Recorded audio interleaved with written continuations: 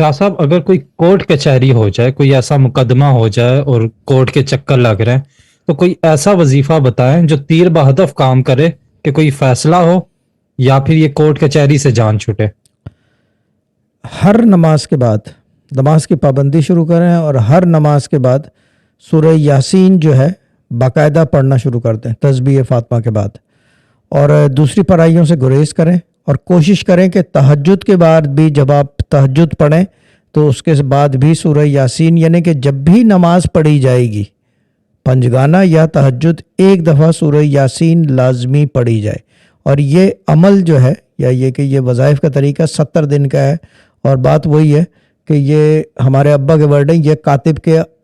آزمایا ہوا طریقہ ہے، کیونکہ میرے ابا کی 7 کتابیں ہیں تو اس کے اندر بھی یہ طریقہ بھی لکھا ہوا ہے سورہ یاسین کا۔ انشاءاللہ اللہ تعالیٰ کامیاب کرے گا، مگر 70 دن کا مطلب ہے 70 دن، پھر اس کے بعد 70 دن، کیونکہ اگر آپ ہندو پاک میں ہیں تو کورٹس میں بہت دیر لگتی ہے۔ کنٹینیو رکھیں جب تک فیصلہ آپ کے حق میں نہ ہو جائے۔